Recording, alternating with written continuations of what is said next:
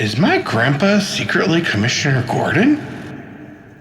What burger of the day do I want to eat today?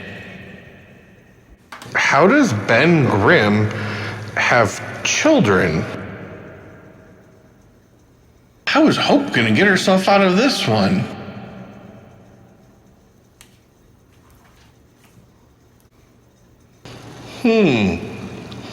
Let's have a conversation. Hello! Welcome to Conversations with Goob. That's me. Let's have a conversation. This week, I wanted to talk about MLMs. I found this old Reddit post recently that it was one of those Ask Reddits, and it was people who have survived MLMs to give their survival story. It won't let me comment on it. I was going through reading it, and most of them were like, Amway products, things like that. A couple that people don't realize are MLMs would be like Tupperware. That's a big one. I mean, everyone owns Tupperware. Tupperware is a huge brand name. But the people that sell Tupperware don't make money from selling Tupperware. They make money from signing people up to run parties. That's where they make their money, is from other people getting underneath them. That's what makes it an MLM. MLM is multi-level marketing, if you didn't already know that. Another thing, a way to think of it, is a pyramid scheme. They're not illegal, but they're shady. One of the big things with an MLM is you don't make money from selling your company's product. One of the big ones out there is LuLaRoe. A lot of women love those leggings, and they sell really well, but the women that sell them are not making money off of them. In fact, when you sign up to be a LuLaRoe salesperson, they force you to buy so much stock. It's the same thing with Mary Kay products. Mary Kay is another MLM. And I don't know, maybe some women make good money doing it, but you have to not only have the parties, but when you have the party, your job at the party is not just to sell the makeup, it's to then try to get people at the party to have their own party. Because then you go to the party that they hosted, and you make money off of that, and again, you get people there, so you get that woman who hosted the party to now find people to host parties, and it builds and builds and builds.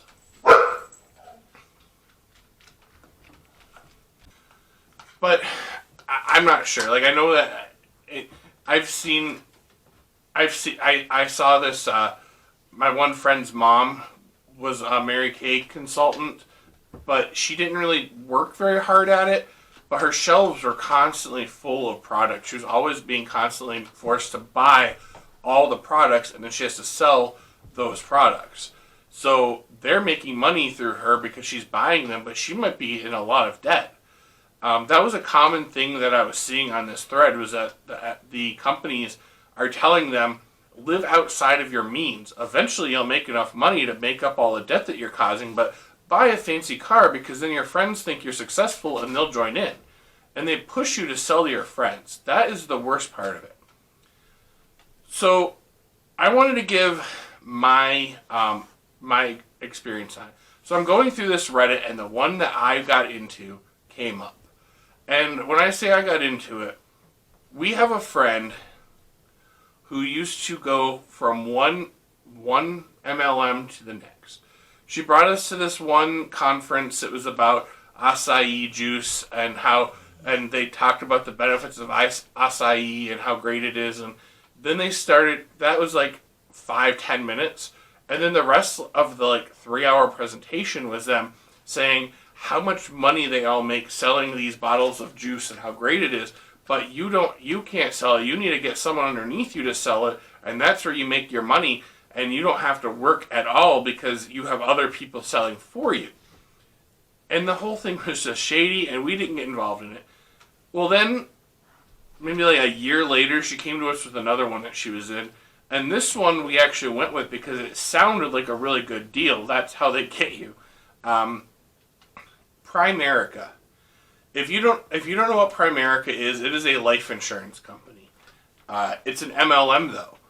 So we didn't have a lot of money and we didn't have any life insurance, and it was affordable for us. It wasn't the best, but it wasn't the worst either.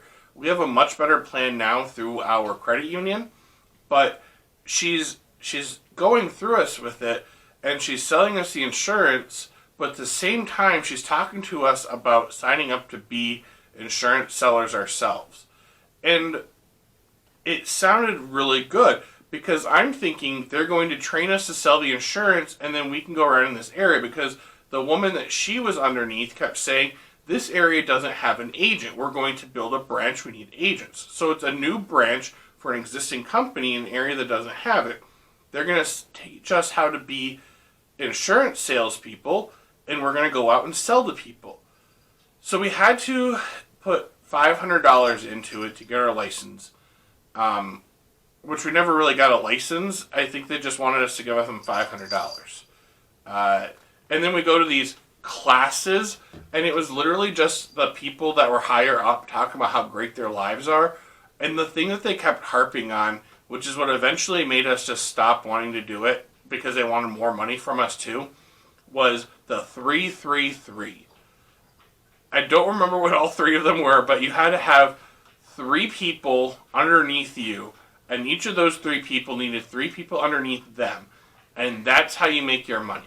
So you are the insurance salesman, but you need to have 3 insurance salesmen underneath you, and then each one of them need to have 3 insurance salesmen underneath them. So then you start making money. But now the 3 people underneath you each had 3 people under them. All of them need to have 3 people under them, and then all of them, and then all of them. There's always going to be a branch of people that are spending money and being charged money but not making any money. And they could never answer that question. I kept talking to them. I kept saying, what about the other people? They said, well, you just need to worry about how you make your money. And then they get people. I said, but eventually you're going to run out of people. But they never taught us how to sell insurance. They never taught us how to sign people up for the plans. They never showed us what the plans were or the paperwork involved. And the biggest thing was they kept wanting us to have parties with our own friends to try to get them to buy into the insurance and then become salesmen themselves. And we tried twice, and nobody came. Maybe Matt came the one time, but it was a failure. I think Tracy came to the one, but it was shady. And I realized you can't make money. You don't make money from selling the insurance. That's all that you should need to do in an insurance company. I sell a policy, I make so much money for that policy. I go to the next person and sell to them. I shouldn't have to hit up my friends and family to sell this insurance. And Primerica is legitimate. I'm not saying it's not legitimate. There are a lot of people that love it, and there are people that do make money.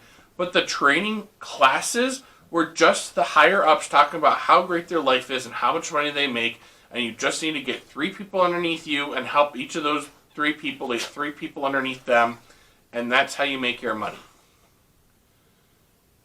But that's a pyramid scheme, because you have the 3 people under you, the 3 people under them, and the 3 people under them. Pyramid. I mean, it's never going to end. There's never going to be enough people, so there's always going to be a bottom of the pyramid that spends money, loses money, goes into debt, and fails. And if they fail, the next rung up is going to fail. And it's going to come crashing down.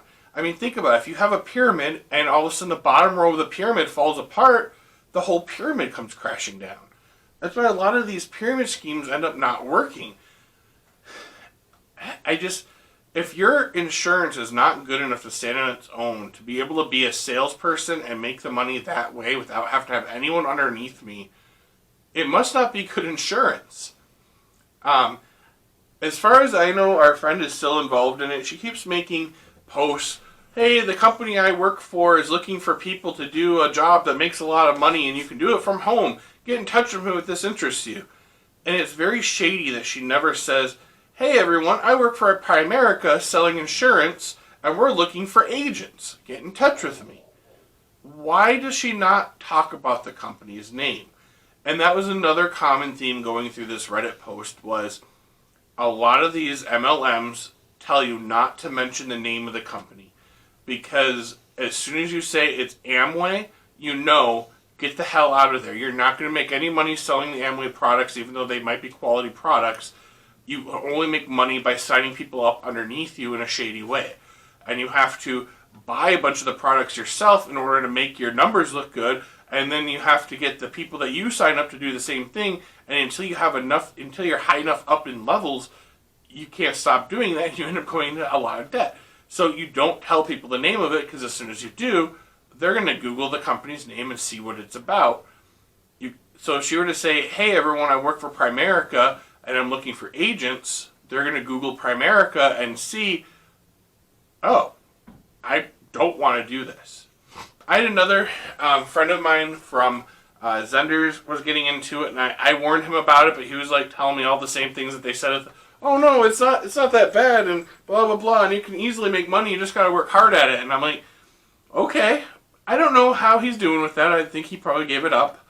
I should hit him up and ask how it was going.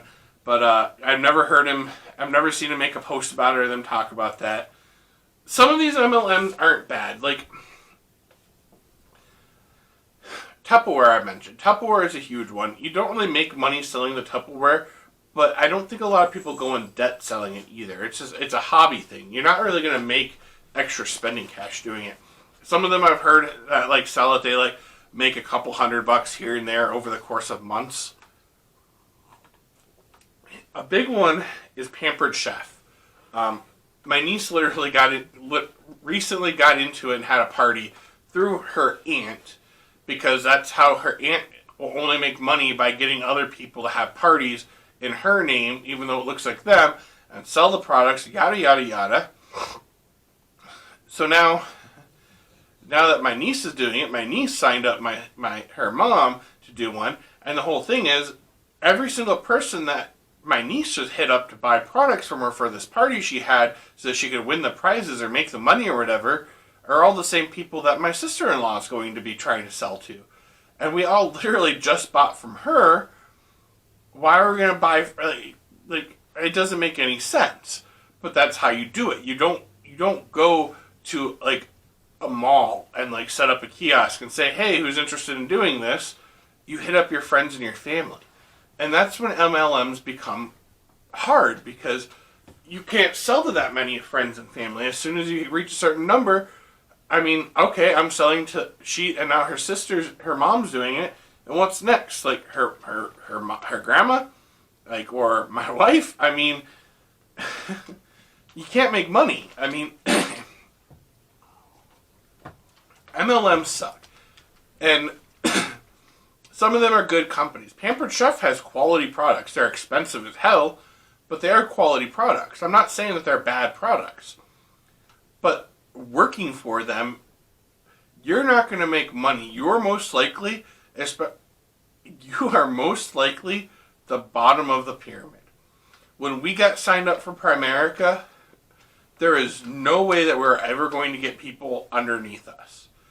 We could talk to her blue in the face to our friends and family, and none of them were going to do it. The way the company should have worked is they should have found other people, so they signed us up, and then the next 3 people that sign up would be signed up underneath us. But they don't want to do it that way. You don't stop at 3. You have 3 under you, but you make even more money if you have 12 under you. So the woman that we were under our friend, and our friend was under her, she was signing anyone else that came in underneath her.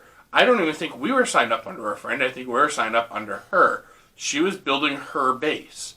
Then when she was going to leave, and I think she left, and now that's why our friend is in charge of the whole thing now, from the sounds of it. And she's building people under her now.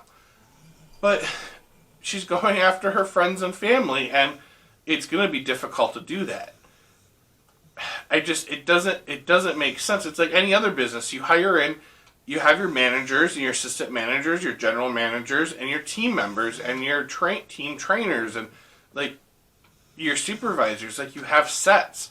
And yeah, sure, it's a pyramid. You know, the general manager, the 2 managers, the supervisors. It's a pyramid. But they're all paid for their time. They're not forced to You work at McDonald's and you're not forced to buy all the burgers and then try to sell them, and that the only way you make money is to bring in another manager. But why is it like that with these? And like I said, it's a lot of companies are good ones that have been around for decades that are quality products that people know and trust. I mean, Tupperware is a household name. That's one of those things I did a video on before where Kleenex are always Kleenex. Tupperware. All of your plastic containers under your counter, you say, oh, let's put it in Tupperware. Even though it's a butter container and a sour cream container. You still say, oh, Tupperware is under the counter. It's a household name. So, I don't know. I thought our conversation this week could be, do you have an experience with an MLM? Did you ever get sucked into any of them, especially like Primerica, like I did? Have you had success with the one that you got sucked into? Let me know that down below. Let's talk about it. Let's have a conversation. And remember, you don't need to have superpowers to be a hero.